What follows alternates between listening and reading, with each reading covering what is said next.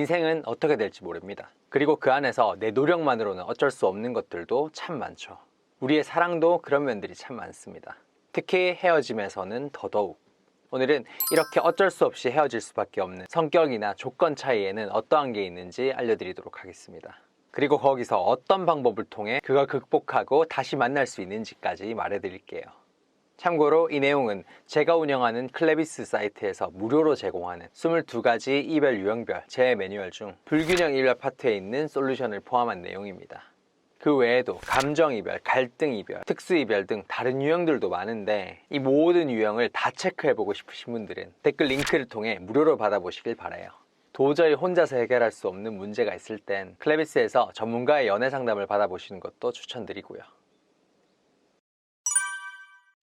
첫 번째, 생각의 양이 다를 경우. 생각을 많이 하는 사람과 생각을 깊이 하지 않는 사람이 만날 때는 반드시 문제가 발생합니다.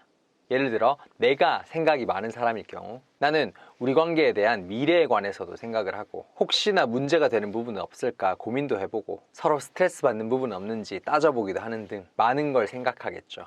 하지만 그에 반해 상대는 거기에 대해서 별 생각이 없어 보일 경우 결국 헤어질 수밖에 없습니다. 내 입장에서 상대를 보면 우리 관계에 대해서 너무 생각이 없는 거 아니야? 싶을 수 있어요.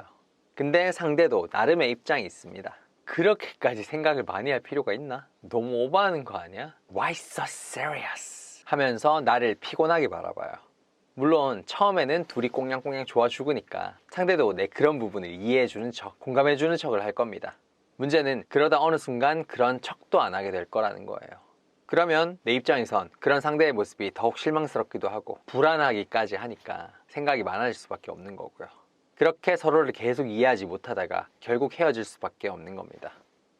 만약 이런 관계를 다시 돌리고 상대를 조금이라도 바꿔보고 싶다면 처음에 이렇게 해봐야 돼요. 에라 모르겠다, I love you. 생각을 많이 혹은 깊게 하지 않은 사람일수록 지나간 과거나 미래에 대한 고민보다는 생생한 현재를 먼저 바라봅니다. 그렇기 때문에 이런 성향을 이해하고 나도 약간은 무책임해질 필요가 있어요. 사실 연애라는 건 현재의 좋은 감정 때문에 맺어지게 된 관계인 거니까요.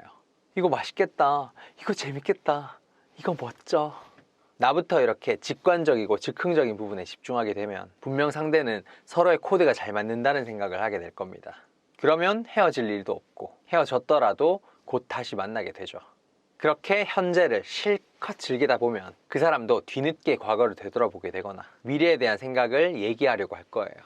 즉 생각이 많은 사람도 생각이 별로 없는 사람도 결국 과거나 미래에 대해서 생각을 하긴 하지만 그 순서의 차이가 있을 뿐이라는 겁니다. 만나자마자 처음부터 생각하냐, 편하게 놀다가 나중에 생각하냐, 닭이 먼저냐 알이 먼저냐 같은 거죠. 그러니 생각 없는 사람을 무조건 가볍거나 진정성 없는 사람이라고 생각하지 마시고, 그렇다고 내가 생각이 너무 많은 건가 하면서 자기 비판을 하지도 마시고, 그러니까 이거 대충 그냥 좀 생각 좀 덜하고 적당히 상대한테 맞춰줘도 된다는 겁니다. 혹은 이와 정반대로 나는 그렇게 생각이 많은 편이 아닌데 상대방이 혼자서 깊이 생각에 빠지고 심각하게 구는 스타일이라면 아마 그 사람은 나를 보면서 불안해하고 점점 지쳐갈 거예요. 그러다가 이별을 고하겠죠. 이럴 경우엔 해결책이 간단합니다. 다시 만나자고 매달리지도 말고 절대 상대 탓도 하지 말고 그 어떤 설득도 하지 않은 채 묵묵히 있어 보는 거예요. 어차피 생각이 너무 많은 상대를 설득하고 납득시키려면 엄청 섬세하고 디테일한 부분까지 얘기해줘야 마음이 돌아옵니다.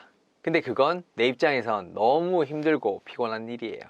차라리 상대방이 혼자서 더욱더 생각에 빠지도록 주의를 맴돌기만 하면서 아무것도 하지 않는 게 가장 좋은 방법입니다. 그럼 그 사람은 그런 내 모습을 보고 다시 많은 생각을 하게 돼요. 사귀는 동안에는 얘를 만나도 될까? 하는 생각을 반복하느라 점점 불안해하고 심각하게 됐었는데 헤어지고 나니까 오히려 얘를 더 이상 만나지 못하면 어떡하지? 하는 생각을 하면서 더 불안해지는 겁니다. 그러면 결국 알아서 내가 그리워지고 한 번 정도는 나랑 다시 잘해보고 싶다는 생각을 하게 되는 거예요. 이렇게만 해도 금방 다시 좋아지고 헤어지고 다시 만나는 상황이더라도 잘 될 확률이 최소한 70%는 돼요. 만약 이것만으로 좋아지지 않는다면 분명 또 다른 원인도 같이 있는 겁니다. 이때는 연애 능력자들이 모여있는 클레비스에서 한 번 정도는 연애 상담을 받아보시는 걸 추천드립니다. 두 번째, 행복의 기준이 다른 경우. 이 세상에 있는 사람들은 딱 두 종류입니다. 행복을 더 추구하고 싶은 사람과 불행을 더 피하고 싶어 하는 사람. 물론 둘 다 중요하긴 하지만 아무래도 사람의 특성상 긍정형 대 부정형, 외향형 대 내향형 이런 식으로 어느 정도 성향이 갈리는 게 일반적이에요. 행복의 기준도 마찬가지입니다. 행복을 더 추구하는 사람은 그것 때문에 좀 더 힘들고 피곤해지더라도 더 좋은 걸 얻는 것에 집중하는 반면, 불행을 더 피하고 싶어 하는 사람은 좀 아쉽고 부족하더라도 안정적인 선택을 하고 싶어 하는 거죠. 만약 이 두 가지 성향이 정반대인 사람끼리 만난다면 뭐 아니면 도가 됩니다. 서로 삶의 균형을 맞춰주는 상호 보완적 관계가 되거나 서로를 이해하지 못하면서 계속 사이가 안 좋아지거나, 전자라면 참 좋겠지만 불행히도 후자라면 결국 이별까지 갈 수밖에 없습니다. 그래서 이런 후자에 속하는 사람들이 헤어지지 않기 위해서는, 또는 헤어지더라도 다시 만나기 위해서는 서로를 이해할 만한 어떠한 합의점을 찾아야 돼요. 상대가 행복 추구형, 내가 불행 방지형이라면 아마 그 사람은 진취적이지 못한 나를 답답해 할 겁니다. 그렇기 때문에 이때는 그 사람을 만날 때마다 미래를 꿈꾸게 해주는 말과 행동을 많이 하면 할수록 마음이 다시 돌아와요. 나는 지금도 관리 열심히 하니까 10년 뒤에도 동안일 거야. 내가 골프를 좋아하는 이유는 나중에 나이가 들어도 할 수 있어서야. 언제가 될지 모르겠지만 나중에 경제적으로 여유로워지면 안락사 없는 유기견 센터를 만들어 보고 싶어. 반대로 상대가 불행 방지, 내가 행복 추구 쪽이라면 아마 상대는 마음 편히 있지 않고 항상 더 좋은 걸 찾으려고 하는 나를 피곤하게 생각할 겁니다. 그렇기 때문에 이때는 그 사람을 만날 때마다 과거에 좋았던 부분을 추억하는 말과 행동을 많이 해야 마음이 돌아올 가능성이 높아요. 여태껏 내가 본 사람 중에서 네가 제일 주변 사람을 잘 챙기는 것 같아. 너 때문에 매운맛 입문해서 요즘 일주일에 한 번씩 마라탕 먹잖아. 그때 네가 줬던 책 지금도 잘 읽고 있어. 생각의 양과 행복 추구 방식, 이렇게 각각 머리와 가슴에서 직접적으로 나오는 두 가지는 연애에서뿐만이 아닌 그 사람의 인생에 걸쳐서 형성된 습관이기 때문에 단순히 이해하고 노력하는 것만으로는 극복하기 어려운 겁니다. 좀 더 상대의 성향과 내 성향을 똑똑하게 조율할 줄 알아야 극복이 가능한 거예요. 그래서 조금 더 현명하게, 조금은 더 영악해져야만 합니다. 만약 이런 걸 혼자 해내기 어렵다면 클레비스에서 꼭 한 번은 연애 상담 받아보시고요.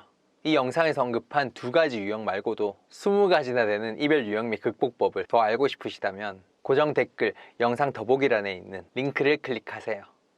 연애를 밝힌 남자이자 클레비스 대표 컨설턴트 박호였습니다.